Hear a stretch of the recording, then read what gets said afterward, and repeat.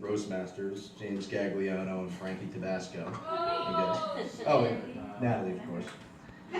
Does anybody here know James Gagliano, Frankie Tabasco? Yeah. So these jokes are relevant, I guess? They're gonna see it on tape. Yeah, no, it's all good. Well, anyway, when you think of the name Frankie Tabasco, you think of like the stereotypical big Italian mobster that you see in the movies. But when you meet him, it's a relief because you find out he's just a ratty weakling that gets beaten to death by baseball bats.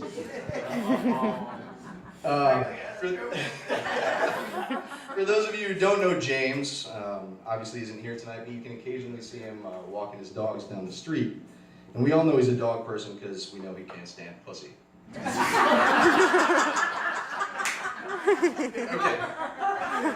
here we go. James is, most as you know, retired from law enforcement recently. This is James Gagliano, not James Ferraro.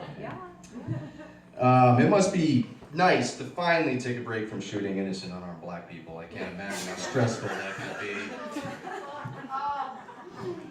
Don't worry, Cross. You're safe. He's not here tonight. I know how suspicious you look to him right now. Anyway, we are all here to celebrate an individual for his accomplishments tonight, and that is Chris Cross for being the first African American to be led into Cornwall. And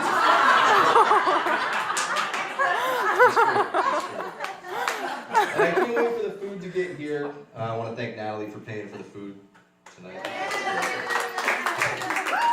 And I do want to apologize on behalf of Natalie that Chris Cross, we could not get KFC to cater.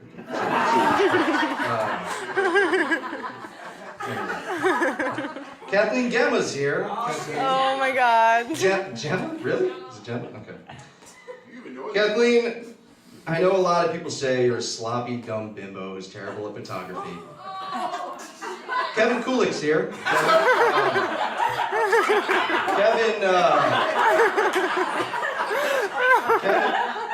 Kevin recently bought the largest SAV in the BMW lineup not too long ago. He told me he was trying to make up for something, but I can't really, I'm uncomfortable saying what that is. But, yikes. Hold for editing on that one. Everyone give Mitch a hand. That was great, Mitch. That was great. Mitch, I haven't seen a bombing like that since your family bombed Pearl Harbor. You know, when they said, this is my first time meeting Chris Cross tonight, too, and when they first said Chris Cross was coming, I thought it was just a slang term for Mitch's eyes. I couldn't feel it.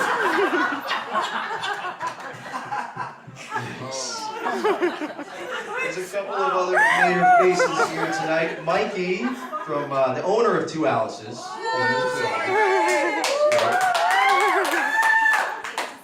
Mikey, I know you're brewing a coffee monopoly at Two Alice's, but take it easy on the prices. I mean, every time I pay for a large iced coffee, I feel like I'm getting raped harder than when Natalie fucks Jimmy with a strap on. Without lube. And I'd also like to apologize to Jimmy's dad. You would think with all the money you rake in, you might be able to replace some of the moldy hardwood floors, pin up some scuff marks and chips on the walls, or at least buy new chairs that aren't ripped up. I swear, the place is slowly turning into a well-oiled crack den. I'm gonna have to start paying for an overpriced hypodermic needle with my overpriced iced coffee. Unfortunately, Heidi isn't here tonight, but Jeff's here. Jeff? You know, the guy that came from the circus, apparently. Does anybody know Heidi here? Love Heidi! Yeah. All right, so at least one person. You know, when you first meet Heidi and Jeff, you truly think that they're celebrities. I mean, I actually thought they were celebrities. I had no idea that the guy from Shameless and Fargo was fucking Stifler's mom. I had no clue at all. Could have sworn I saw that on TMZ. All right, Diane, it was nice to meet you tonight. I met Diane earlier tonight, and she told me some childhood stories. Jimmy and Diane, obviously. She used to dress him up like a girl when they were younger, put makeup on him. Diane, it must be nice to know that you grew up with a sister that you always had. That brings me to the man of the hour, James Ferrara.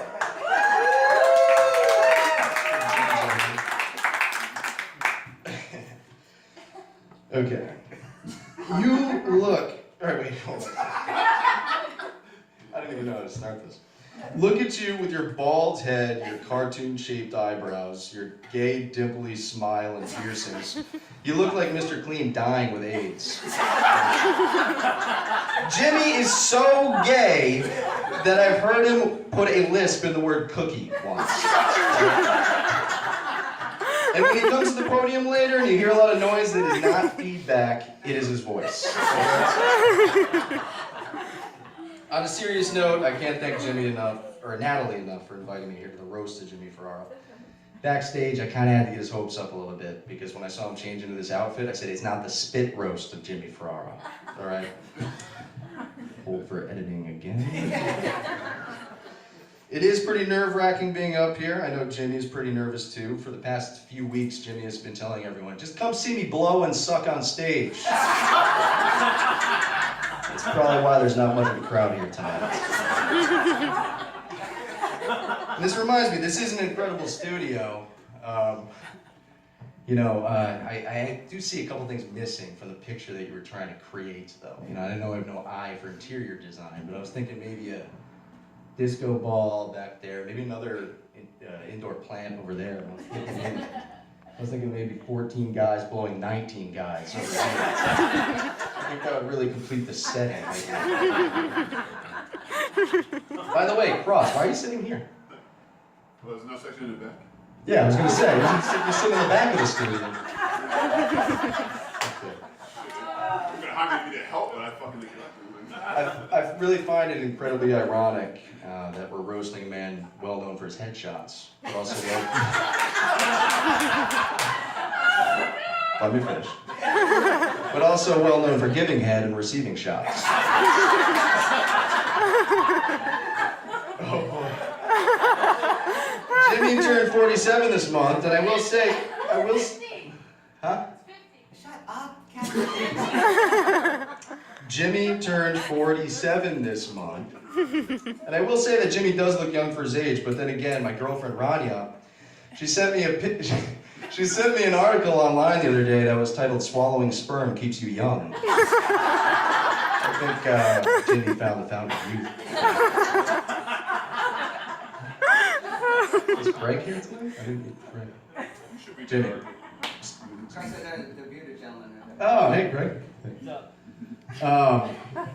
Jimmy was destined for stardom at an earlier age. After he was the Indian in the Village People, he moved on to playing lead guitar in a band called ID.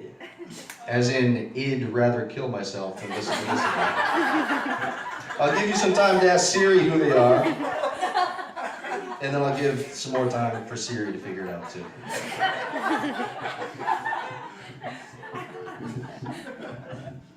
Anybody care? Jamie showed me his album, and ironically, the first track is named "Give Up." I swear to God, it says "Give Up." That's the first one. That's some subliminal foreshadowing. Apparently, ID didn't have to wait for reviews from family and friends to tell them how they sound. I've been urging Jimmy to reconnect with the ID members for an ID reunion tour. They could really, yeah, no, I'm kidding. They really could get their name out there by playing the usual joints that you guys used to play, like your mom's basement, the uncool frat house at Ock, the crack house on the corner of Liberty and Ann Street, or even worse, Mikey could book you for 2 Alice's. It would be great. It would be great for your musical career. WillSellsBMWs.com. It wouldn't be that hard to recreate the band's signature sound. It really wouldn't. I mean, all you would need is a drum kit with a hi-hat, 2 guitars with an amp, and a cat with a butcher knife. That's all you would really do. And Jimmy would blow everyone away with his skin flute solo. And I actually listened to the record backwards, and it clearly says, "No talent." Speaking of WillSellsBMWs.com, I feel honored that Jimmy told me his next BMW is from me. It's surprising to me that Jimmy has owned a BMW for almost 10 years and didn't even know what BMW stood for, Bavarian Motor Works. He said that he purchased his BMW because of the iconic BMW Roundel and what he thought it stood for, Black Men Wanted. Now you know why he's been winking at you all night. When Jimmy gets up to the podium later and starts sucking the microphone, it will make sense to everybody. I got 10 minutes.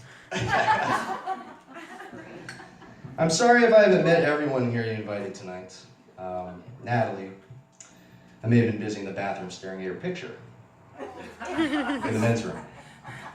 I mean, it really is the first thing you see when you walk in, you lying on your stomach in a thong. I think that was a good move because I think people would rather shit their pants than see Jimmy laying on his stomach. But I know you're okay because that's what you're used to seeing around the house.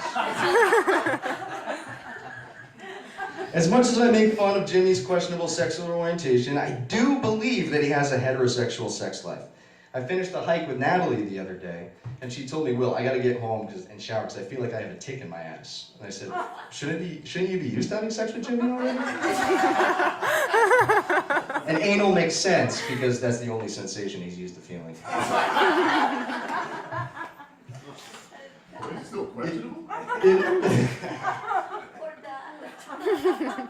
Yeah, again, I'm sorry. Sorry for any failing in this. I mean, it really is hard to believe that the relationship isn't just for show. I mean, every time I see them kiss at Painters, it looks more fake and fucked up than Joanne's recent tit job.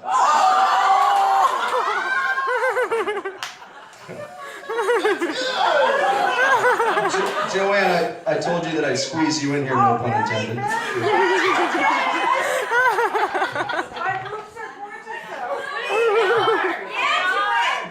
Where did it go? If you want to sound us a crowd. Should I wait? Oh, all right. He's there.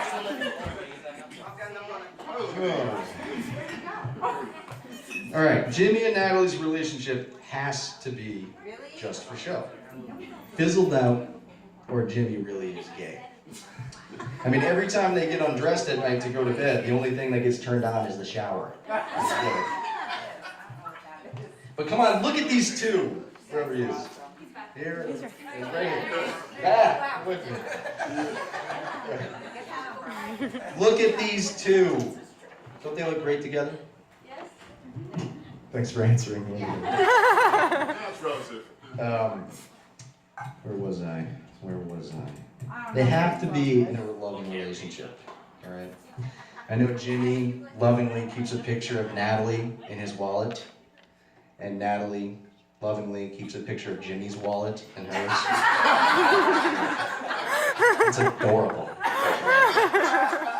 They look so precious together at their favorite hangout spot, Painters. I mean, really, it's so touching seeing Jimmy stand helplessly while a bunch of dudes look down your shirt. It's not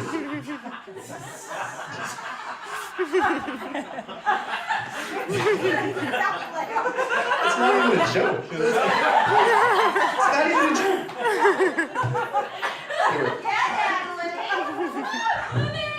All right, Jimmy and Natalie are two of the biggest drunks I've ever met in my entire life. All right. Natalie shared with me her concerns about a recent physical that she once had. Her doctor said that she has way too much blood in her alcohol system. And their addiction is also affecting their personal lives. For example, Jimmy, I'm sorry. I know you used to work at the Hudson Valley Sperm Bank, but you were recently fired for drinking on the job.